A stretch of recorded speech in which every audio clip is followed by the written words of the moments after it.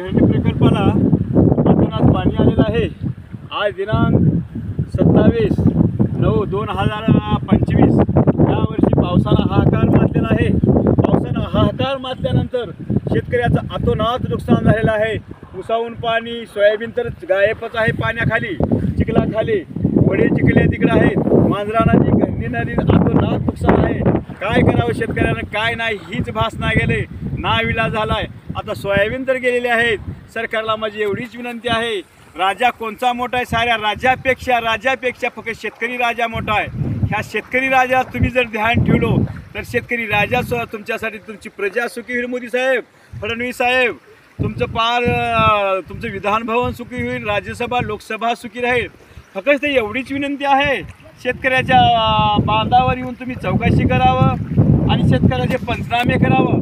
उगं आमच्या शेतकऱ्याचं देखील म्हणणं आहे, उगं रडक्याचे डोळे तुम्ही पुसून फायदा नाही।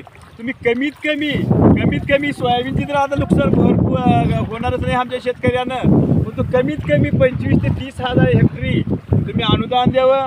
आणि शेतकऱ्याच्या राजाचे जे डोळ्याला आसू आलेले आहेत, दुःखाचे आसू आहेत। आज जनावर वाहून चालल्यात, सोयाबीन वाहून चाललंय, फार म्हशी वाहून चालल्यात, पाण्याचा दुधाचा देखील आमचा व्यवसाय खुटलेला आहे। शेतकऱ्याचे जनावर दावणं जिथल्या तिथं आहेत, वड्याला पाणी आहे, नालीला पाणी आहे, कुठं असं पाणी नाही। जलवाई सारी ही सृष्टी झाली आहे। मोदी साहेब, खरंच शेतकऱ्याकडे बघा। आमचे परमपूज्य माजी सरपंच आमचे सुरेश साहेब, सुरेश इकडे आज कमी आज 90 ते 92 वर्षाचे हे आहेत।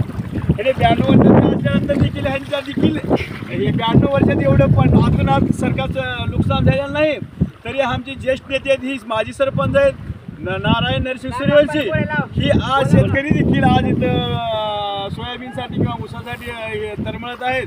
एवढी सरकारला विनंती आहे, त्यांच्या बघण्यात कधी पाऊस एवढा पाऊस झालेला नाही। बरं निसर्ग आम्ही कोपला म्हणत नाही, नाविलाजा निसर्गाच्या पुढे कोणीही जाऊ शकत नाही। साहेब, पंचनामे तुम्ही तातडीने या, पंचनामे करा। सोयाबीन तर सारच गेलेलं आहे। शेतकऱ्याच्या डोळ्याला असलं शेतकरी साहेब, काय सांगावं काय नाही। बघा मोदी साहेब, फडणवीस साहेब, आमचे खासदार असतील, जिल्ह्याचे आमदार असतील, सर्वांना विनंती आहे, फक्त शेतकऱ्यांना तातडीनं मदत करा।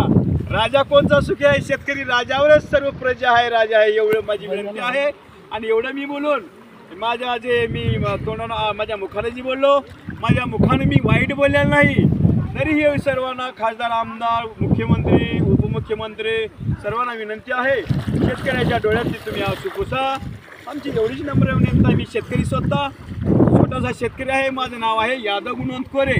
जय हिंद, जय महाराष्ट्र।